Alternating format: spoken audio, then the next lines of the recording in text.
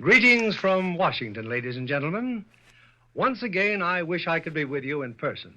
But we've been busy all this past week filming scenes here at the FBI headquarters. Meanwhile, I know you're in capable hands with the cast of tonight's great screenplay, Miracle on 34th Street, from my home studio, 20th Century Fox.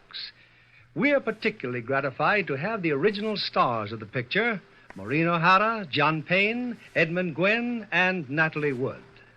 Miracle on 34th Street takes up a question as old as the spirit of Christmas itself. Is there a Santa Claus? And answers that question very happily. This Christmas week, when most of us think of Lux Flakes as a friendly gift, I'm in the position of thanking Lux Flakes for a friendly gift. The opportunity to be with you at this Christmas presentation through the magic medium of radio. But I imagine many of you housewives feel grateful also, if for different reasons. Lux Flakes, I'm sure, hold out to you the gift of greater leisure, longer life for your precious fabrics, added sparkle to your silverware and dishes. And here's another present to you from Lux, as our curtain rises on Act One of Miracle on 34th Street, starring Maureen O'Hara as Doris Walker, John Payne as Fred Gailey, Edmund Gwenn as Kris Kringle, and Natalie Wood as Susan Walker.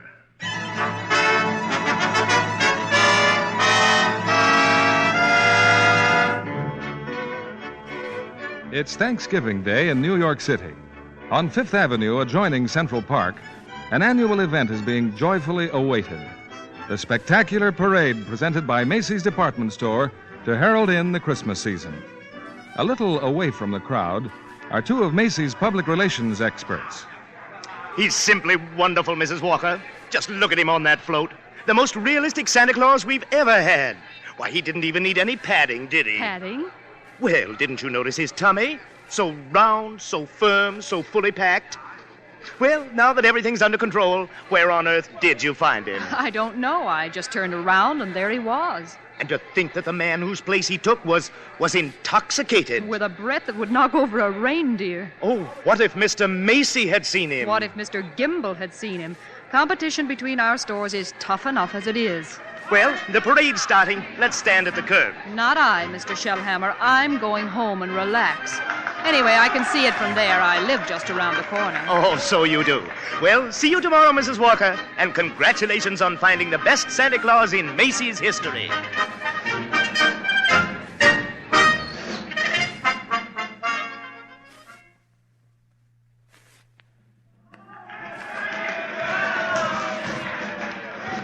Certainly is a wonderful parade, Susan. Just look at that clown. Gosh, what a giant. Giant, Mr. Gailey? There are no such things as giants. Well, not now, maybe, but in olden days there's... Really, Mr. Gailey? And you a lawyer? Well, what about the giant that Jack killed? You know, Jack and the Beanstalk? Everybody knows that's a fairy tale. And I agree with my mother. Fairy tales are silly. Oh. Come in. Good afternoon. I'm Susan's mother. My maid said... Hello, Mother. I'm watching the parade. Mr. Gailey invited me. Hello, darling. Susie's told me quite a lot about you, Mrs. Walker. She's told me quite a lot about you, too, the man in the front department. This is all part of a plot, Mrs. Walker. I'm very fond of Susie, but I also wanted to meet you. At least you're frank. Here goes Santa Claus. Don't even mention the name. Why not, Mother? That Santa Claus you see is a last-minute substitute. But why? Well, remember the way the janitor was last New Year's? Oh, my. Tight as an owl. I see Susie doesn't believe in Santa Claus either. That's right. She never has. Well, that's the end of the parade. Mother, I've been thinking. It's Thanksgiving, and there are only two of us. Couldn't we invite Mr. Gailey? Well, Oh, please don't bother. I'll just have a sandwich or something. But we have such a big turkey. Please, Mother, please. Well, Did I ask all right, Mr. Gailey? Susie, shh. You asked fine, Susan. Dinner's at 3, Mr. Gailey.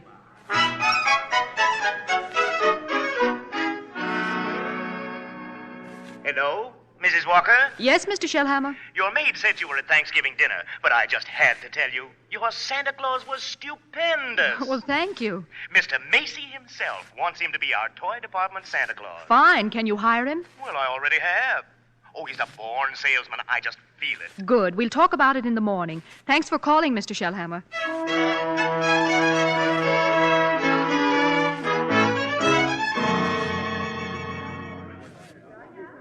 Here he is, Mr. Shellhammer. Here's Santa Claus. Thank you, Alfred. Thank you. Good morning, Santa Claus. Good morning. Now, before you go to the toy department, here's a list of toys that we have to push. You know, things we're overstocked on. Now, you'll find that a great many children will be undecided as to what they want for Christmas. Now, when that happens, you immediately suggest one of these items.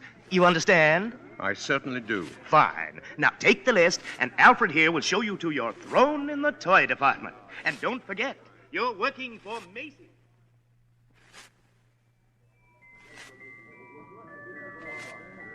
Are you really Santa Claus? Why, of course I am. And what do you want for Christmas, little boy? I want a fire engine with a real hose that squirts real wet water, and I won't do it in the house. I'll only do it in the backyard. I promise. And I promise you'll get your fire engine. You see, Mama? I told you he'd get me one. That's fine. That's just dandy. You wait here, Mortimer. Mama wants to thank Santa Claus, too. Yes, madam? Say, what's the matter with you? Now. What's the trouble? I told you before, didn't I? The kid wants a fire engine, but there isn't one to be had anywhere in town. Macy's ain't got any. Gimbel's ain't got any. Nobody's got any. My feet are killing me, and you say, okay, he gets the fire engine. Yeah, but you can get those fire engines at Schoenfeld's on Lexington Avenue. Only $4.50. Wonderful bargain. Schoenfeld? Hey, I don't get it. Oh, I follow the toy market very closely. Macy sending people to other stores? Are you kidding? Well, the one important thing is to make the children happy, isn't it? Whether Macy's or somebody else sells the toy doesn't matter. Don't you feel that way? Who, me? Yeah. Oh, yeah, sure. Only I didn't know Macy's did. I don't get it. I just don't get Who's it. next, please? Right this way to see Santa Claus. All right, little girl. You're next. Well, of course, little girl. You want some roller skates? Well, you shall have them, too. Oh, Mama, he's going to bring me some roller skates. Yes, and he had some fine skates here at Macy's, haven't you, Santa Claus? Oh, they're good skates, all right, but not quite good enough. Now, I left some really wonderful roller skates at Gimbel's. I'm sure Gimbel's have just what this good little girl wants. Mr. Shellhammer. Are you Mr. Shellhammer? Gimbel's. Gimbel's? That's just what he did say. Gimbel's. The sales lady said I should speak to you. Gimbel's.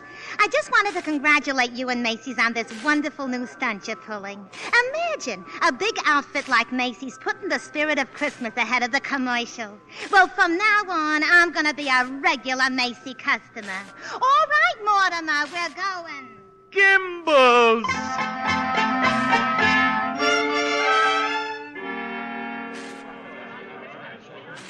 There's the toy department over there, Mr. Gailey. You certainly know all about Macy's store, don't you, Susie? Well, that's because my mother works here. But I still think it's silly, bringing me here to see Santa Claus. Well, I just felt that if you talked to him, maybe... Okay, Mr. Gailey. I'm certainly willing to try. Well, what a fine young lady. And what's your name, little girl? Susan Walker. What's yours? Mine? Kris Kringle. I'm Santa Claus. Oh, you don't believe that, eh? No. You see, my mother is Mrs. Walker. Oh. But I must say you're the best-looking Santa Claus I've ever seen. Really? Your beard, for instance. It doesn't have one of those things that goes over your ears. Well, that's because it's real. Just like I'm really Santa Claus. Go ahead. Pull it. Well, my goodness. It is real. Yes. Now, what would you like me to bring you for Christmas? Nothing, thank you. Whatever I want, my mother will get for me. If it's sensible and doesn't cost too much, of course. That's quite right, Susan. Oh, hello, Mother. Hello, Mr. Gailey. How are you? The explanation for this is all very simple. Your maid's mother sprained her ankle. She had to go home. She asked me to bring Susie down to you. And as long as we were here, I figured we might as well say hello to Santa Claus. He has real whiskers, Mother. Susan, would you mind standing over there a minute? If you want me to. I shouldn't have brought Susan to see Santa, is that it? Oh, now you're making me feel completely heartless. I'm sorry. Don't you see, I tell Susan that Santa Claus is a myth, and you show her a very convincing old man with real whiskers. Whom is she to believe? Yeah, that's right, isn't it? When Susan was a baby, her father and I were divorced. Ever since then, I've protected my child by teaching her realities. If you don't believe in fairy tales and fantasy, you can never be hurt or disillusioned. We were talking about Susie, Mrs. Walker. And I must ask you to let me raise her as I see fit. All right, dear. We'll run along to my office now.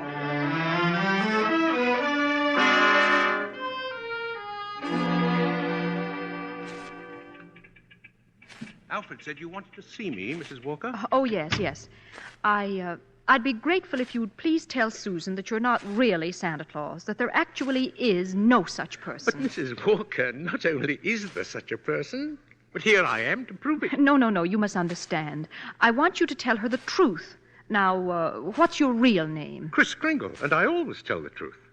Susan, I'll bet you're in the first grade. Second grade. I mean your real name. That is my real name. My goodness, the second grade? Very well. I have your employment card right here. I'll look it up on that. That's a very cute dress, Susan. It's from Macy's. We get 10% off. Oh. So, you always tell the truth, do you? Look at your employment card. Name, Kris Kringle. Address, Brooks Memorial Home, Great Neck, Long Island. You may call the home if you care to confirm that, Mrs. Walker. It's a home for elderly gentlemen. Would you also like me to confirm this? What's that? Date of birth. As old as my tongue and a little bit older than my teeth. Place of birth, North Pole. Now, really. Why, I believe you doubt me, Mrs. Walker. And this tops everything. Next of kin. Oh, that. Dasher, Dancer, Prancer, and Vixen.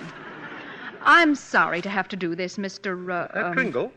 But the Santa Claus that we had 2 years ago is back in town, and I feel that we owe it to him to... What, have I done something wrong? No. It's just that we feel...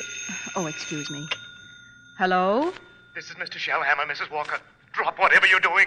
Mr. Macy wants to see us immediately. Oh, I'll be right up. I'm afraid I'll have to be very abrupt with you. I have to see Mr. Macy. You'll be paid for the full week, Mr. Kringle, and I'll send your check to that address. Come right in, Mrs. Walker, Mr. Shellhammer. Thank you, Mr. Macy. Now, about this new policy you two initiated. Oh. Macy's Santa Claus sending customers to Gimbel's. I can explain everything, Mr. You don't Macy. have to explain a thing. Just look at my desk. 42 telegrams and over 500 phone calls. Grateful parents expressing undying gratitude to Macy's department store. Well, you don't say. From now on, not only will our Santa Claus continue in this manner, but every salesperson in the entire store. You mean if we haven't got what the customer asks for, we're to send him where he can get it. No high pressuring, no forcing a customer to take something he doesn't really want. I think that's wonderful, Mr. Macy. We'll be known as the helpful store, the friendly store, the store that places public service ahead of profits. And consequently, we'll make more profits than ever. As for you, Mrs. Walker and Mr. Shellhammer, you'll find a more practical expression of my gratitude in your Christmas envelopes. Oh, thank you. And tell that wonderful Santa Claus I won't forget him either. Matter of fact, I'll tell him myself in the morning. Yes, indeed, Mr. Macy. Good night. Good night. Good night, Mr. Macy. And thank you again, sir. Imagine a bonus. Yes. Well, what's the matter with you? Mr. Shellhammer, I just fired him. Who? Santa Claus. Oh, no. No, you couldn't have. But I did. He's crazy, Mr. Shellhammer. He really thinks he is Santa Claus. I don't care if he thinks he's the Easter Bunny. Find him. Oh, no.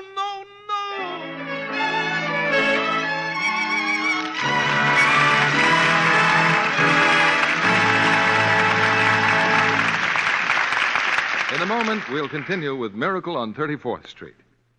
Say, Libby, I understand you were at that wonderful party RKO gave last month for the company of Tycoon after they finished the picture. Yes, indeed. And I met so many interesting people. Lorraine Day introduced me to John Wayne, who co-starred with her in the picture. He was telling me what marvelous Technicolor shots they got on location in the Sierras. Anybody else I know there? Well, Rosalind Russell made quite a stir when she dropped in with RKO's two British stars, Michael Redgrave and Leo Genn. Rosalind looking, as usual, like one of the 10 best-dressed women in America? Well, like the best-dressed belle of 1865 this time. Because the three of them came right from the set of Morning Becomes Electra. Rosalind was still wearing her hoop skirts and poke bonnet. She has a very exacting role in that picture. In more ways than one. Her stockings took more punishment than any other part of her costume. Because the sound stage for the mansion set has real sod on it that was watered several times a day. Rosalind changed her shoes and stockings constantly because of the dampness, so her maid had 5 or 6 pairs to Lux every night. You did say Lux. Well, naturally. Stars as well as the Hollywood studios know how important Lux Flakes are in making stockings last longer. We do know that's true from those famous strain tests made by an impartial laboratory. When they washed stockings with a strong soap or rubbed them with cake soap, pop went runs in a surprisingly short time.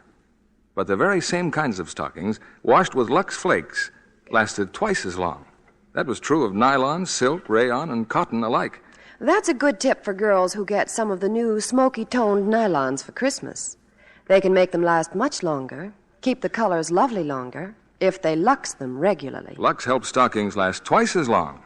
So, with gentle Lux care, you can get the wear of an extra pair from every pair of stockings. We continue with Act Two of Miracle on 34th Street, starring Maureen O'Hara as Doris Walker, John Payne as Fred Gailey, Edmund Gwenn as Kris Kringle, and Natalie Wood as Susan.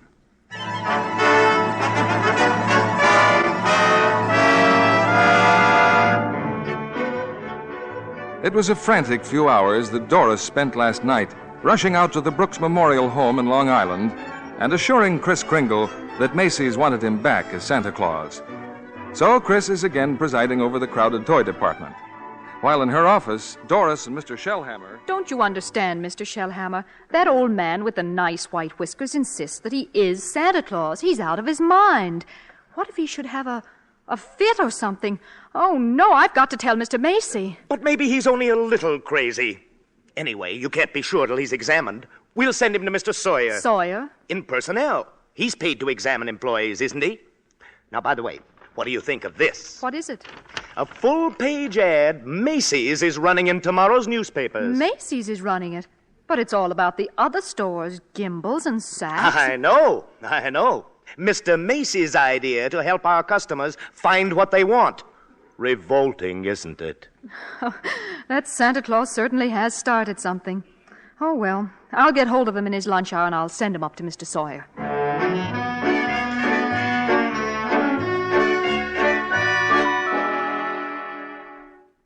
Changed my clothes, Mr. Sawyer, and came right up. Oh, then that's your own beard, huh? Oh, yes. Interesting complex in back of that. Why do you carry a cane? Always carry a cane, Mr. Sawyer. Well, that is when I wear street clothes. I carved this cane out of a runner from one of my old sleighs. What's that? What's that? With a fine, solid silver top. Who was the first president of the United States? Oh, give me a difficult one. Like who was vice president under John Quincy Adams? I'm conducting this examination. The answer is Daniel D. Tompkins. You're a rather nervous man, aren't you? Do you get enough sleep? My personal habits are no concern of yours. Now, what hand am I holding up? Right hand. How many fingers do you see? 3. Oh, dear, and you bite your nails, what? too. Oh. Stand up now. Feet together, arms extended. Muscular coordination test. I've taken dozens of these tests. Mr. Sawyer, are you happy at home? That will be all, Mr. Kringle. The examination's over. Thank you. And it may interest you to know that I've been happily married, very happily, for 22 years, very happily married. Delighted to hear it. Bye, Mr. Sawyer. Bye. Miss Prawn. Yes, sir. Get Mrs. Walker on the phone. Yes, sir. But your wife, Mr. Sawyer, she's called 4 times already. Tell my big fat wife to shut up and mind her own business. Here's Mrs. Walker, sir. Oh. Hello? I was just going to call you, Mr. Sawyer. There's a Dr. Pierce stopping by this afternoon at 3. Who's Dr. Pierce? He's the physician at the Brooks home. I thought we might discuss Mr. Kringle's case with him. Well, there's hardly any point in discussing it, Mrs. Walker. Obviously, the old man should be discharged.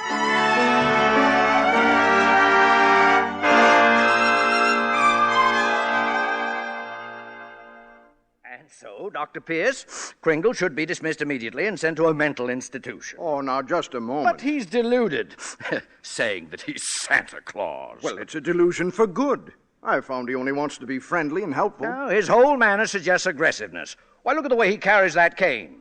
Well, Mrs. Walker, naturally, I can't discharge that loony, so when he exhibits his maniacal tendencies, please realize the responsibility is completely yours.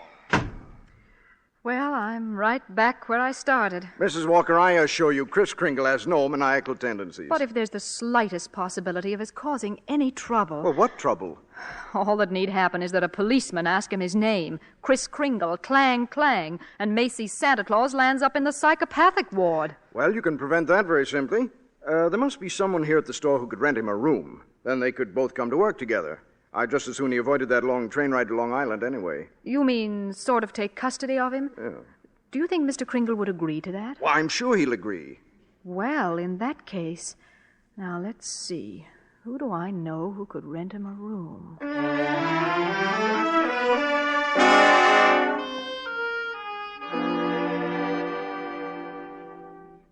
You're going to have dinner with us, Mr. Kringle. Oh, thank you, Susan. I'm also very glad you're going to live next door with Mr. Gailey. Oh, why?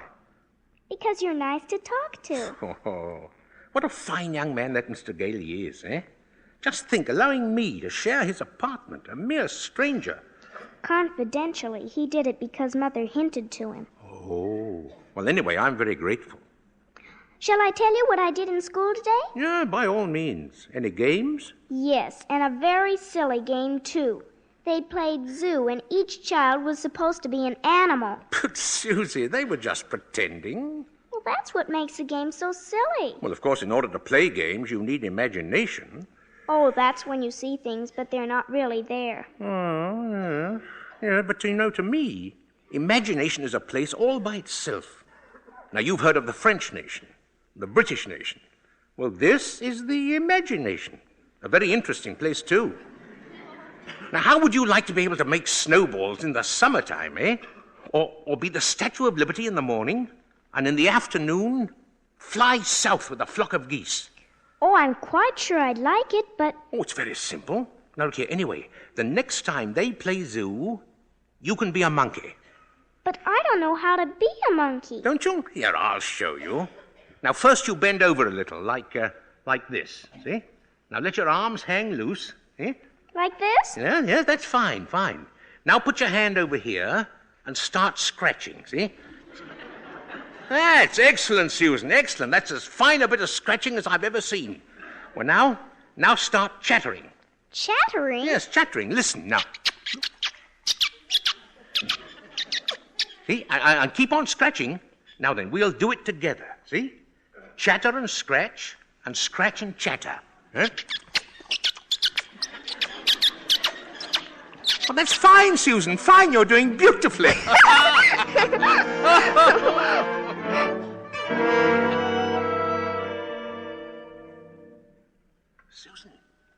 Susan, you still awake? Yes. I've just come in to say good night. Susan, about Christmas. There must be something you'd like for Christmas. Well, I've certainly thought about something, Mr. Kringle. Have? What is it, eh? Tell me. It's right here on the night table. Oh? See, I tore this page out of a magazine. It's a picture of a house. Oh, that's what you want, eh? A doll's house. Colonial architecture. Oh, no, not a doll's house. A real house. A real house? Yes, and if you're really Santa Claus, you can get it for me. Oh, now, wait a minute, Susie. What could you possibly do with a big house? Live in it with my mother. And I want a great big backyard with a great big tree to put a swing on, and a garden, and a... Oh, well, why even discuss it? Susie, could I keep this picture just in case? I guess so. Thank you. Well, Mr. Gale is waiting for me. Good night, monkey. Good night, Mr. Kringle.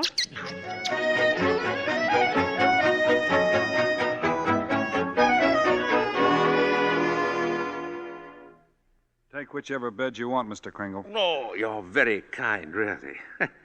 Tell me, Mr. Gailey, just what do you do for a living? Oh, I'm a lawyer. Haslip, Sherman, and McKenzie. Oh. And you like living here in the city? Well, it's convenient. But someday I'd like to get a place out on Long Island. Not a big house, just one of those junior partner deals around Manhasset. One of those little colonial houses, eh? Yeah. A little colonial house would be swell. You're You're quite fond of Mrs. Walker, aren't you? Yeah. A lot of good it does me. She lives in a cast iron shell that's a little difficult to penetrate. Oh, you must try harder, Mr. Gailey. Mrs. Walker and that child are a couple of lost souls, and it's up to us to help them. Oh, well, shall I turn out the light? Oh, no. I'm not going to be cheated out of this. You know, all my life I've wondered about it, and now I'm going to find out. Does Santa Claus sleep with his whiskers inside or outside the covers? Oh, outside, of course. Outside, by all means. The cold makes them grow. Oh, thank you. Yeah.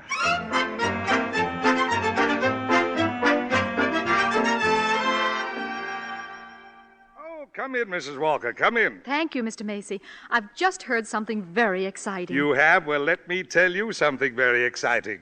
Our policy of being kind to customers has tripled our sales. Now, what do you think of that? That's wonderful, Mr. Macy. And Gimbels thinks it's wonderful, too. Gimbels? Gimbels are adopting the same policy. Well, is that so? And it gives me an idea. As long as Gimbels are doing the same thing, why not some pictures for the newspapers? Pictures? Yes, you and Mr. Gimbel shaking hands. Shaking hands? R.H. Macy and Gimbel? Well, yes. Yes, why not? With Santa Claus, it's a great idea, Mrs. Walker. Macy and Gimbel, shaking hands.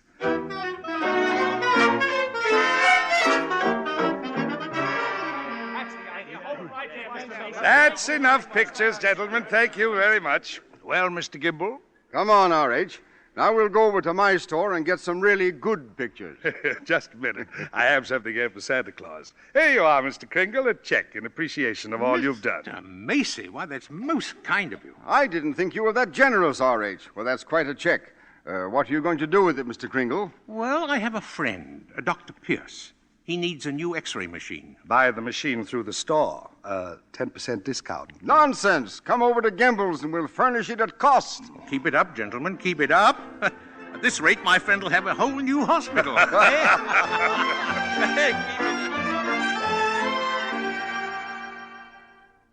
How did the pictures turn out, Mr. Kringle? Oh, fine, Alfred, fine. How about a game of checkers during lunch? No, not today, Kris. I don't feel so good. Huh? What's the matter, Alfred? Oh, nothing much. You remember I was telling you how I like to play Santa Claus over at the Y and give out packages to the kids? Yeah? Well, I was telling Mr. Sawyer about it, and he says that's very bad, that psychologically it's all wrong. Wrong? To be nice to children? Well, he says guys who play Santa Claus do it because when they was young, they must have done something bad. Now they do something they think is good to make up for it, see? It's what he calls a guilt complex. Alfred, what else has he found wrong with you? Oh, nothing much. Just that I hate my father. I didn't know it, but he says I do. Excuse me. Hey, ain't you going to lunch? Later. Right now I have an appointment with Mr. Sawyer.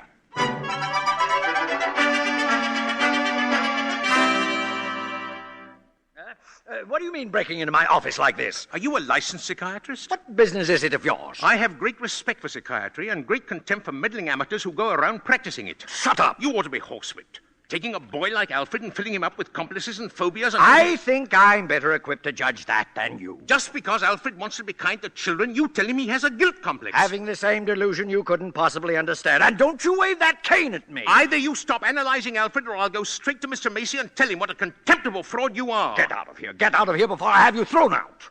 There's only one way to handle a man like you. Well, maybe this'll knock some sense into you. Oh, help! Oh, my head, oh. Oh. Good day, Mr. Sawyer. Oh, Miss Prawn, get me the police, get me Mrs. Walker, get me the psychopathic ward at Bellevue Hospital.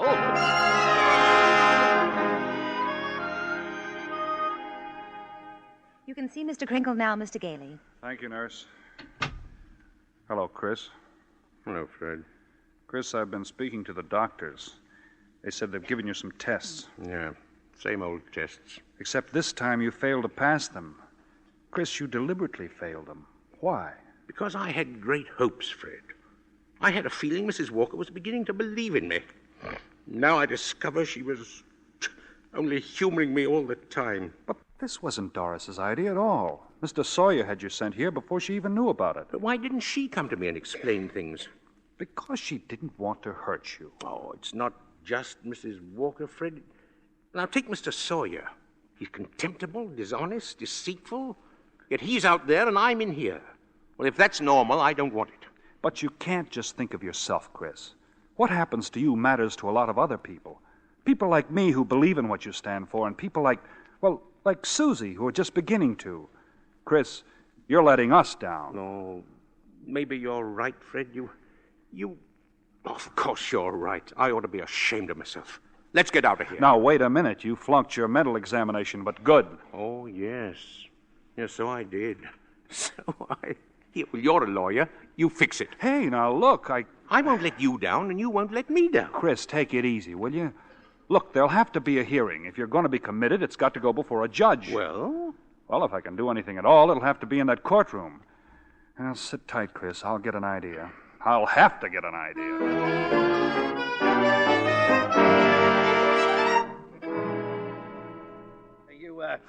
Sent for me, Mr. Macy. I certainly did, Mr. Sawyer. I brought my family to the toy department to see our Santa Claus. And our Santa Claus isn't there. He's in Bellevue.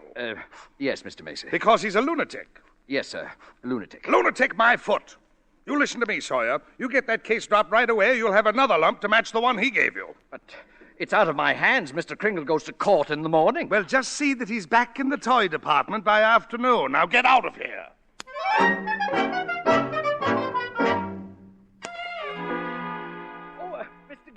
Mr. Gailey. Yes? I've been looking all over for you. I'm Mr. Sawyer. Oh, so you're Sawyer. Yes. I was just speaking to the court clerk, and he said you represent Mr. Kringle. Well, I represent Mr. Macy. And I'll see you in court. Oh, well, that's what I wanted to speak to you about.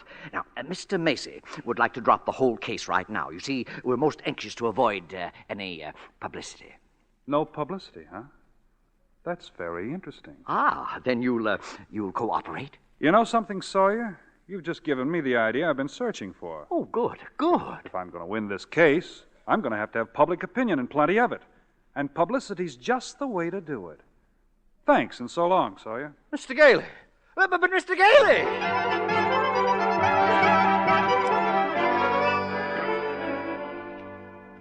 Look at these newspapers, Kris. Here, Evening Dispatch. Doctors doubt sanity of Santa who launched Goodwill campaign. Oh, my. Daily Bulletin. Macy's Santa Claus to have lunacy hearing. What's this one? New York Star. Is Kris Kringle crazy? Court case coming? Kiddies cry calamity? You've driven the United Nations clear back to page 5. Get a good night's sleep, Kris. We go before Judge Harper at 10 tomorrow morning. Okay.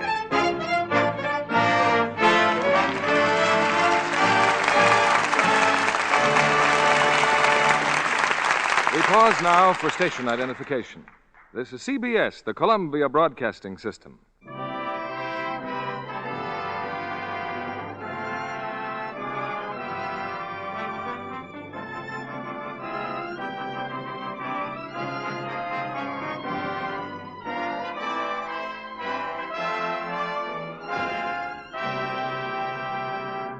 We'll return with Miracle on 34th Street in a moment. If it's possible to be born an actress, our guest tonight was. For Barbara Beebe Lyon is the daughter of two famous parents, Beebe Daniels and Ben Lyon, the well-known screen stars who are now on the executive end of motion pictures. You know, Barbara, you resemble your mother very much. Thank you, Mr. Kennedy.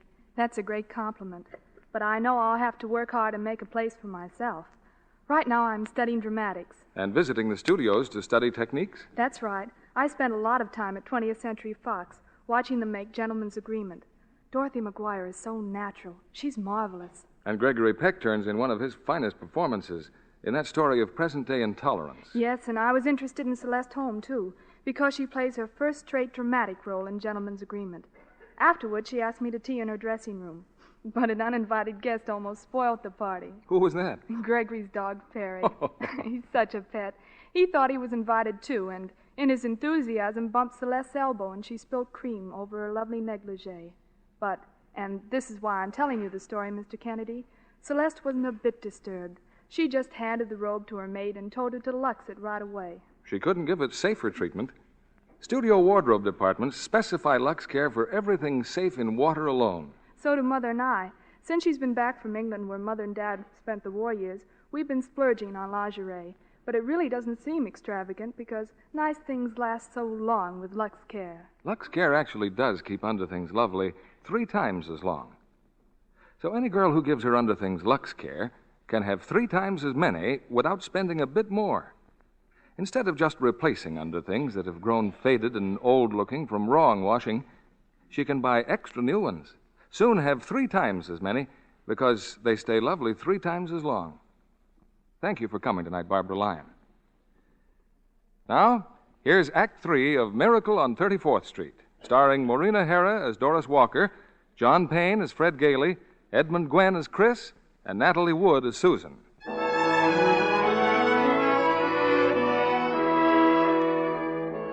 For a few weeks, a jolly elderly gentleman named Kris Kringle has been working minor miracles as the Santa Claus of Macy's department store.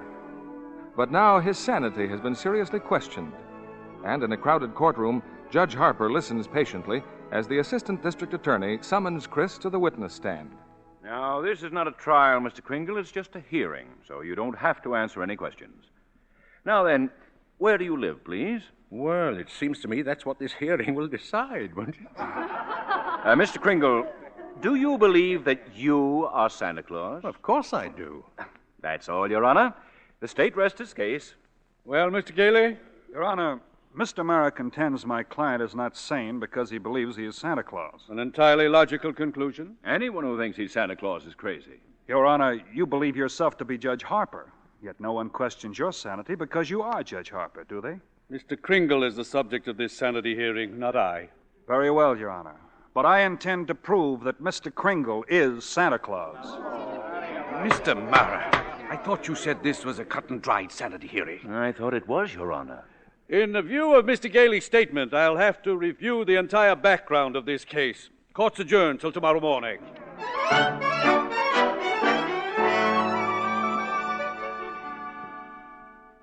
Hello, Doris. I'm sorry I'm late, but get ready. We're really going to celebrate tonight. What are we celebrating? Well, didn't you read the papers? Santa's mouthpiece throws bombshell in New York Supreme Court. Fred, you're not really serious about this. You can't possibly prove that Kris is Santa Claus. Well, you saw Mr. Macy and Mr. Gimble shake hands. That wasn't possible either. And what does your firm have to say about it? Hayslip and McKenzie and the rest of them? That I've jeopardized their prestige, and either I drop this impossible case or they'll drop me. You see? So I beat them to it. I quit. Fred, you threw away your career because of a sentimental whim? Well, I'll open my own office. And what kind of clients will you get? Oh, probably a lot of people like Kris who are being pushed around. You know, that's the only fun in law anyway. Doris, look, don't you have any faith at all in me? Oh, it's not a question of faith. It's common sense. But faith is believing in things when common sense tells you not to. It's not just Kris that's on trial. It's everything he stands for. Human kindness and love. Fred, listen. We've seen a lot of each other the last couple of weeks. I've become very fond of you. We've talked about some wonderful plans, haven't we? And then you do this. You go on an idealistic binge, throw away your security, and you expect me to be happy about it. I expect too much. Is that it? Well, that's that, I guess. Good night, Doris.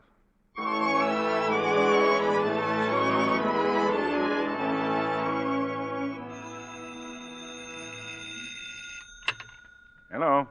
Yes, this is Mr. Mara. Well, can't it wait till tomorrow? I'm eating Who's been subpoenaed?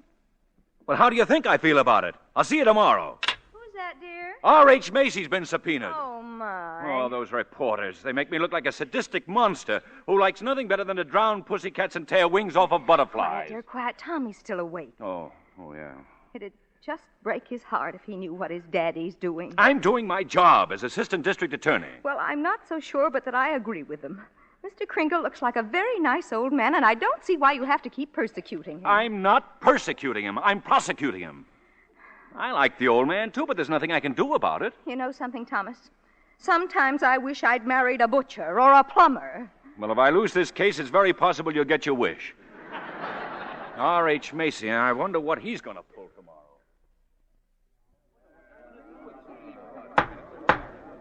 Proceed with the witness, Mr. Gailey. Now then, Mr. Macy, if you recognize the defendant, please tell us who he is. Kris Kringle, of course. Do you believe him to be of sound mind? Sound mind? I wish I had a dozen like him. Mr. Macy, you're under oath. Do you believe that man is Santa Claus? Well, now, that's rather a delicate... Careful, R.H. Just think of those headlines tomorrow. Macy admits his Santa Claus is fraud. You keep out of this, Gimble. What did you say? Nothing, Mr. Mara. Well, I wish you would. Is that man Santa Claus? Yes. In my opinion, he most certainly is. Your Honor, there is no such person as Santa Claus, and everybody knows it. Can you prove there isn't any? I won't even try. I'll not waste the court's time with such childish nonsense. Your Honor, the prosecution requests an immediate ruling from this court. Is there or is there not a Santa Claus? Well, now, the court will take a short recess to consider the question.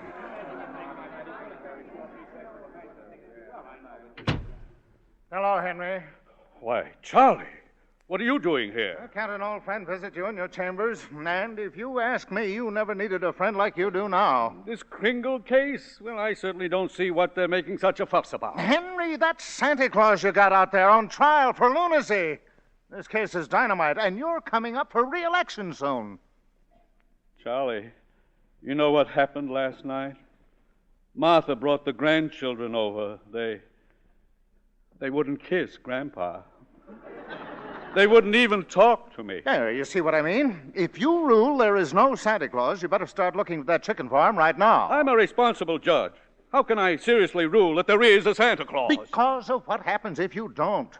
The kids read about it, and they don't hang up their stockings. Now, what happens to all the toys that are supposed to be in those stockings? Nobody buys them. The toy manufacturers have to lay off employees. By now, you got the AFL and the CIO against you. And they're going to say it with votes, eh? Oh, the department stores are going to love you, too. Yes, sir, Henry. And what about the Salvation Army? They got a Santa Claus in every street corner, and they take in a lot of money to help the poor. But go ahead, Henry. You go in there and rule there isn't any Santa Claus. But if you do, you can count on getting just 2 votes. Your own and that district attorney's out there. 1 vote, Charlie. He's a Republican. Oh, well, let's get this over with.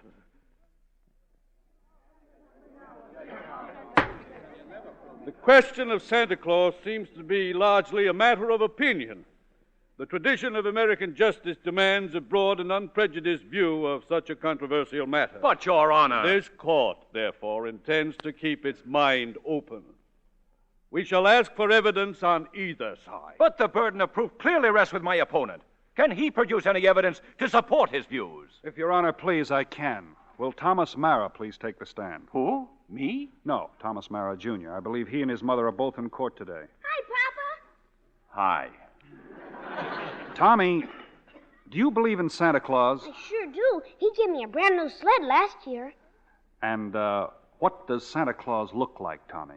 Well, there he is, sitting right over there. Your Honor, Overruled! Tell me, Tommy, why are you so sure there's a Santa Claus? Because my Papa told me so. Didn't you, Papa?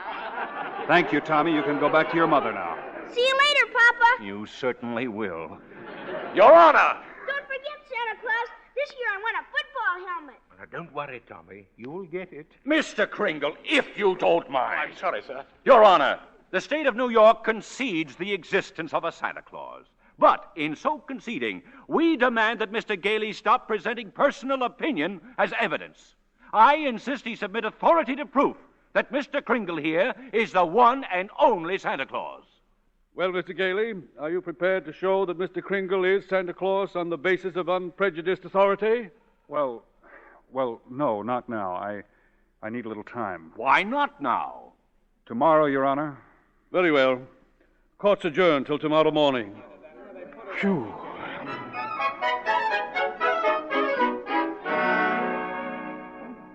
Now come, Susan, dear. Finish your supper. But I can't, Mother. All those things they're saying in the newspapers about Mr. Kringle and Mr. Gailey. Susan, they're having this trial because he says he's Santa Claus. But he's so kind and nice and jolly. He's not like anyone else I know. He must be Santa. You know something? I think perhaps you're right. Is Mr. Kringle sad now, Mother? I'm afraid he must be. Then I'll write him a letter. Maybe that'll make him feel better. I'll cheer him up and I'll tell him I believe him.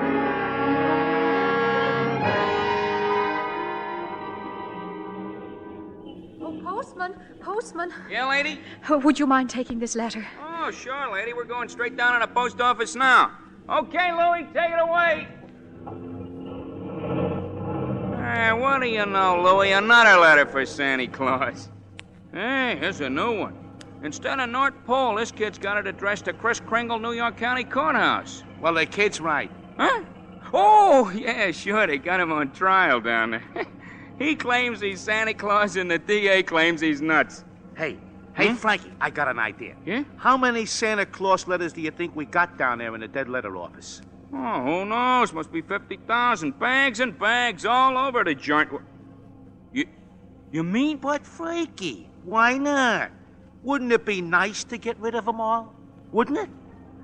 Boy, oh boy. Look, Louie, soon as we get to the post office, we go see the supervisor. You know something? I bet we both get promoted!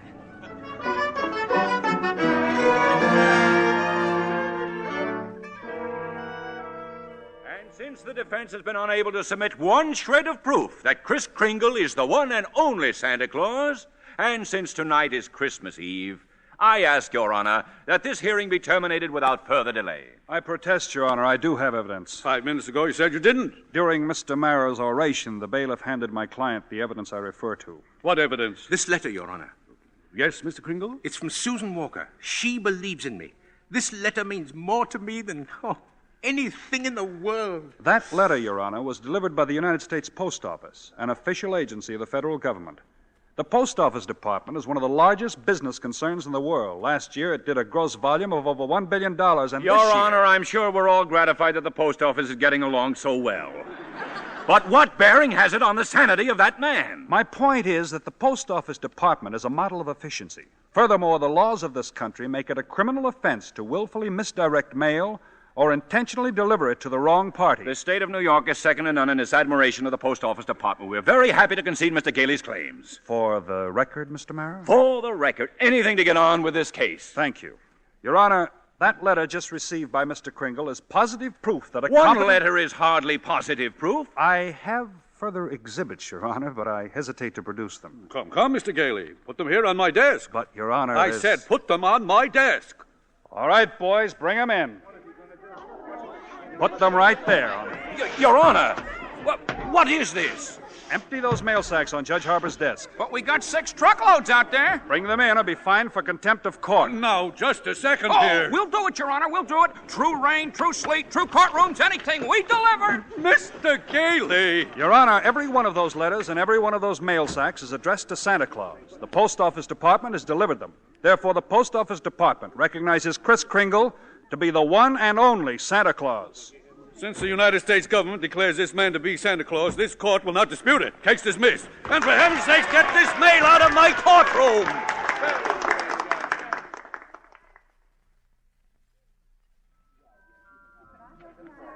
So as soon as I got out of court, I came straight to Macy's to see you, Doris. Oh, Kris, I'm so glad you won. Well, we're having a big Christmas party at the Brooks home tomorrow morning.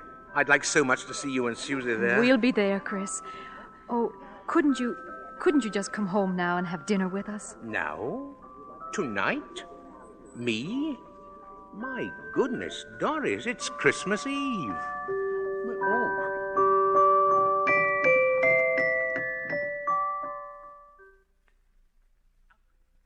Alfred, look. Look who came all the way out here to the home just for our Christmas party. Chris, it's Mr. Macy. Mr. Gimble, too. Oh, excuse me, Alfred. Mrs. Walker and Susie have to leave now, and I don't want to go without my Susie. But, Susie, darling, you got so many presents. That's the one I wanted. That's the one Mr. Kringle was going to get for me. Well, what was it? It doesn't matter. I knew I wouldn't get it, but I thought he'd at least tell me why. Susie! Susie, I'm sorry, Susie. I tried my best, You but couldn't get it because you're not Santa Claus. Susan!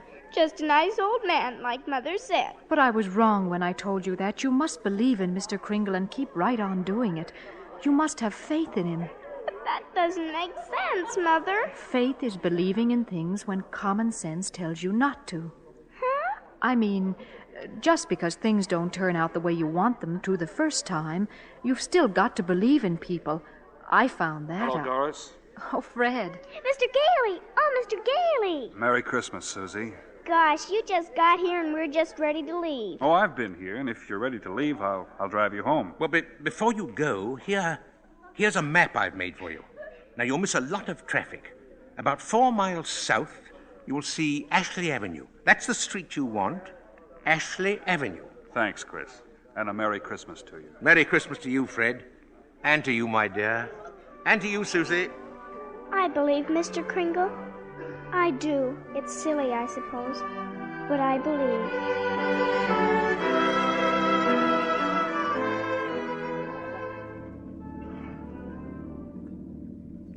I don't understand it, Fred. The map Chris gave us definitely says Ashley Avenue. We've been on Ashley Avenue now. Stop the car! Oh, stop the car, please! Susie, what is it, darling? What's the matter? There it is, the house! The house! Susie, What in the world? She's running into that house. At least there's no one home. It's brand new. It's just been built. Yeah, for sale, it says. For sale. What on earth is that child up to? Susie! Hey, Susie! Here I am upstairs! Come right down. You know you shouldn't run around in other people's houses. That's strange. I'll say. No, I mean this house. I've seen this house somewhere. I know I have. Maybe in a magazine Mother, or... it's our house. It's the one I asked him for, Mr. Kringle. Mr. Kringle? I know it is. Oh, you were right, Mommy. You were right. Susie. Mommy told me if things didn't turn out just the way you wanted them to at first, you've still got to believe. And I kept believing, and you were right, Mommy. Mr. Kringle is Santa Claus. Now where are you going? In back to see if there's a swing. Oh, there is one. You told her that about believing? Well, you told me, Fred. Sign outside. For sale, huh? Well, we can't let her down, can we? I never really doubted you. It was just my silly common sense. It even makes sense to believe in me now. I must be a pretty good lawyer. I'd take a little old man and legally prove to the world that he's Santa Claus. Now, you know that couldn't... Fred. What's the matter? There in the corner by the fireplace. Oh, no. No. It can't be. It couldn't. A cane. Chris's cane. Why, there couldn't be two canes like that anywhere in the world. Silver handle and all. Hey, you know something? Maybe I didn't do such a wonderful thing after all.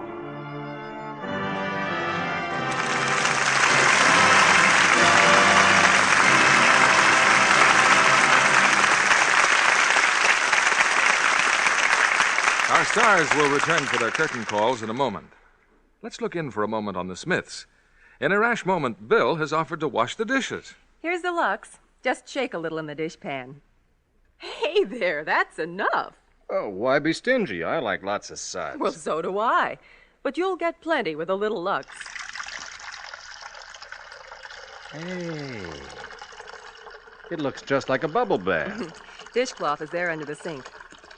You know, those suds won't flatten out either, like that stuff I used last week. You watch. Well, at least you used that other box up fast. I'll say. It's another reason I'm back to Lux Flakes. Why, I'll bet Lux does most twice as many dishes, 'cause a little goes such a long way. Well, don't just admire those suds all night. Come back here and dry. Silly, that's a waste of time. Just rinse those dishes with hot water, and they'll dry by themselves. You know, I was just thinking, can I count this as my good deed for the day if I get dishpan hands for your sake? Dishpan hands, nothing. You won't get red, rough hands with Lux Flakes in the dishpan. See? What's wrong with mine? Not so bad. Not so bad. Next time you do the dishes. Well, ladies, if your husband doesn't do the dishes, the next best thing is to do them yourself with Lux Flakes in the dishpan. You'll avoid dishpan hands. In fact, if strong soaps have been making your hands red and rough, just change to Lux Flakes and see how soon your hands are soft and smooth again. Now, here's Mr. Keeley with our stars. Mr. Keeley in Washington, D.C., and our stars on the stage of the Lux Radio Theatre in Hollywood. For a most delightful holiday performance, all our thanks to Maureen O'Hara, John Payne, Edmund Gwenn, and Natalie Wood, who return to the spotlight for a curtain call.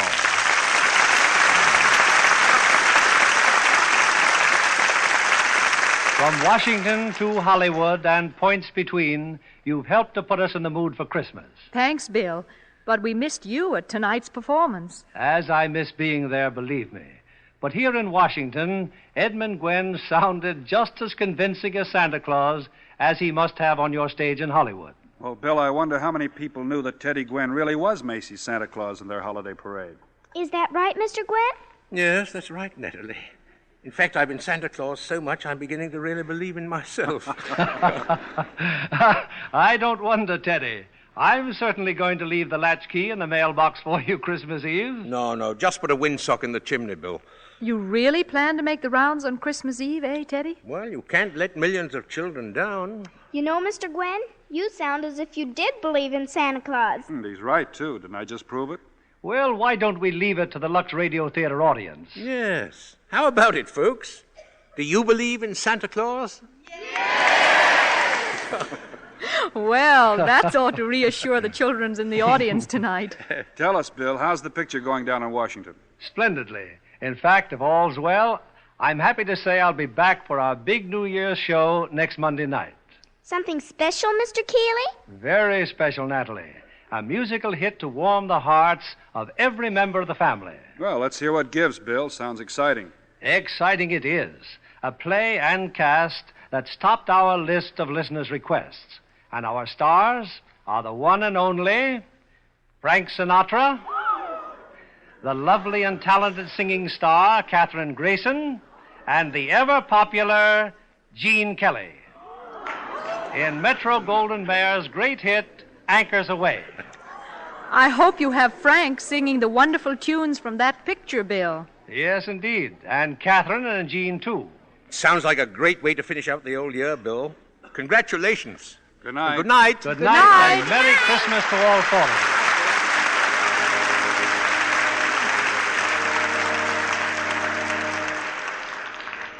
you. Once again, the world looks forward to another Christmas. It would be idle to say that peace reigns everywhere on earth, that men confront the future with untroubled hearts. But this much we can say, that for one day the world is brought together by the worship of the Prince of Peace. And if that spirit can burn so brightly for a single day, we have cause to hope that it may someday shine forever in men's hearts. On behalf of Lever Brothers Company and of us of the Lux Radio Theatre, may I wish all of you the happiest of holidays.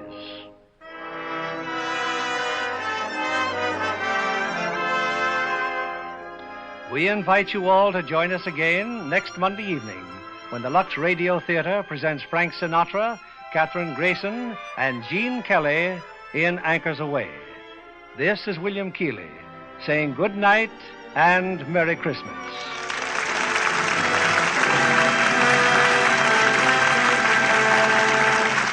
Maureen O'Hara and Natalie Wood appeared through the courtesy of 20th Century Fox, producers of Captain from Castile and Daisy Kenyon. Edmund Gwenn appeared by arrangement with Metro-Goldwyn-Mayer, producers of Cass Timberlane, starring Spencer Tracy and Lana Turner. Heard in our cast tonight were Joseph Kearns as Sawyer, Alan Reed as Macy, Bill Johnstone as Mara, and Herbert Butterfield as Judge Harper. Our music was directed by Louis Silvers.